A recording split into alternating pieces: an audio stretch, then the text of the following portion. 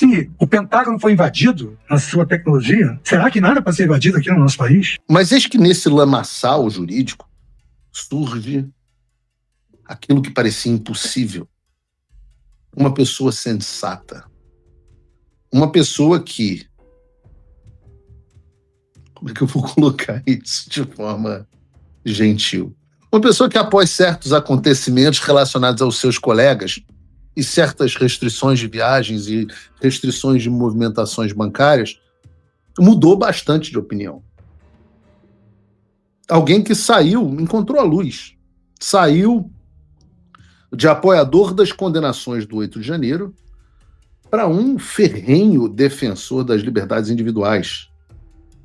Eu diria que hoje é praticamente o James Madison, um Alexander Hamilton brasileiro.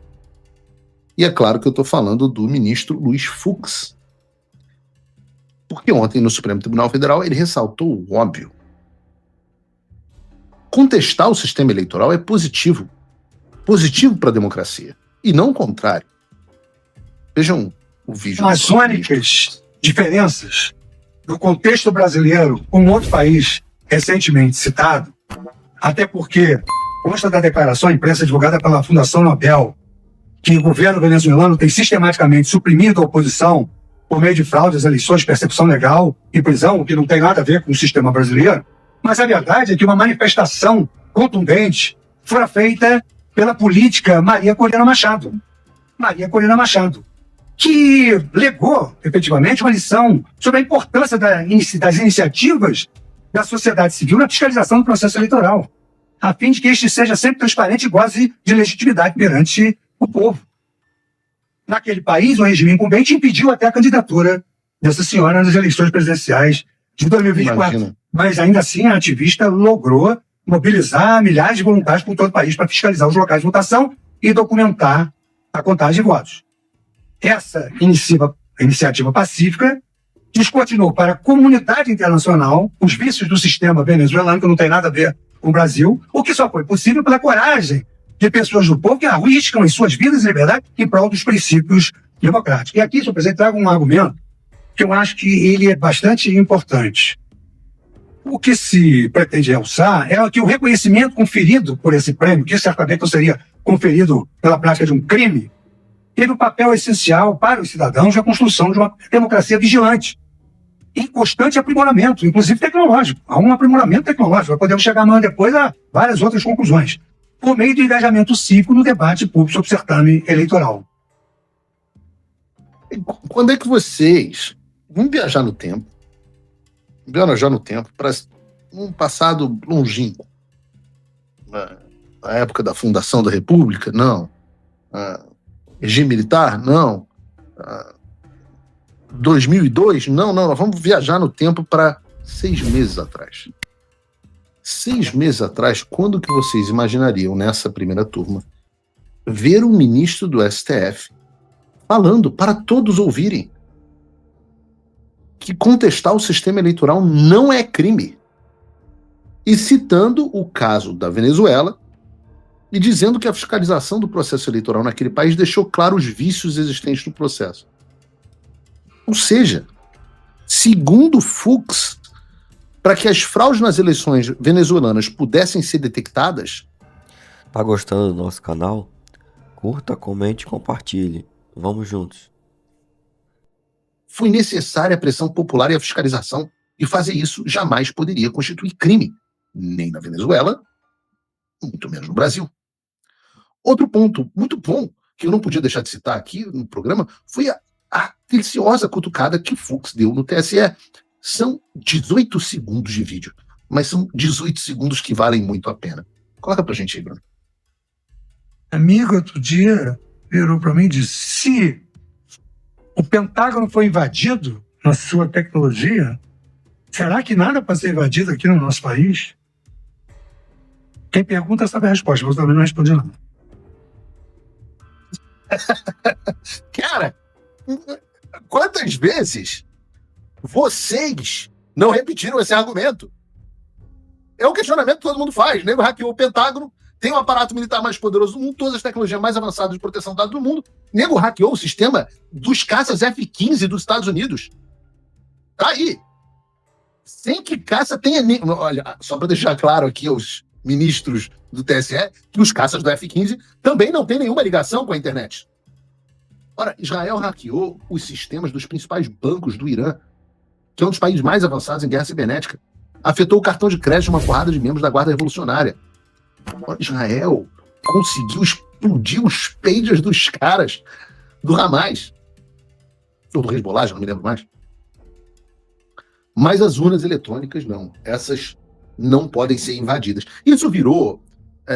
os especialistas do Pentágono, eles não conseguem conter os ataques dos hackers, a Força Aérea Americana não consegue impedir o acesso dos hackers, o Irã não consegue, mas o cara que se formou lá em engenharia de computação da Veiga de Almeida e foi parar no TSE porque acertou mais questões do que outros tecnólogos preguiçosos que quiseram se tornar servidor público, o cara faz parte de um funcionalismo público completamente defasado tecnologicamente.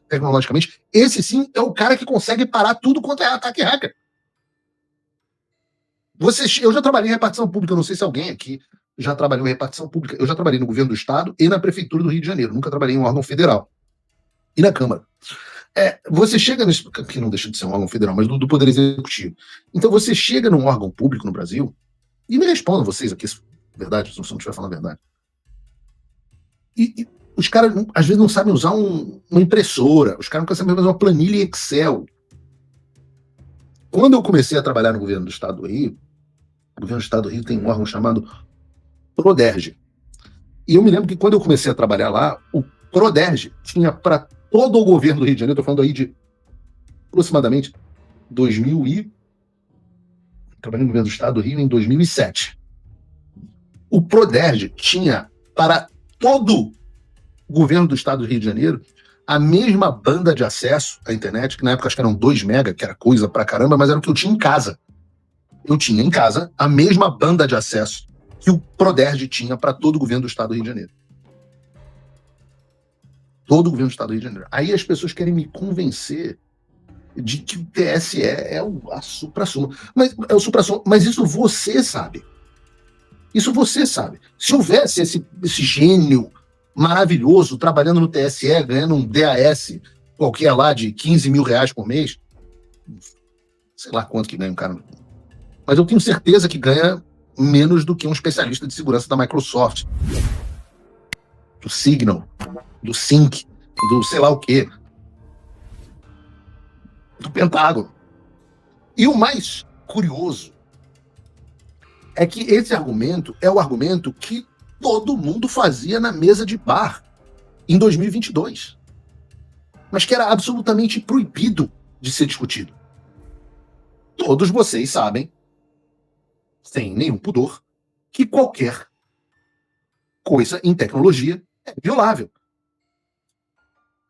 Qualquer coisa. Uma vez eu fiz uma reunião, eu não vou dizer com quem que foi, mas pessoas que tinham muita familiaridade com o TSE. E eu era um cético em relação à tese de que se tinha havido ou não fraude nas urnas. Eu sou cético em relação a quase tudo, se vocês... Eu não comecei agora com o Dr. Chilique. Eu sou cético, eu acho que afirmações extraordinárias necessitam de evidências extraordinárias e muitas vezes eu sou o último a acreditar nas coisas. Eu sou ruim de acreditar em teoria da conspiração pra caramba. Então eu sempre erro por último. Tudo que eu trouxer a vocês é porque, de fato, eu procurei evidências muito fortes dessas coisas. Pois bem, eu conversei com esses caras uma vez e os caras me explicaram um nível de desorganização que é o TSE. Não foi a história só do hacker que entrou, ficou não sei quanto tempo lá dentro, teve acesso a todo mundo. Não, é uma zona aquele troço.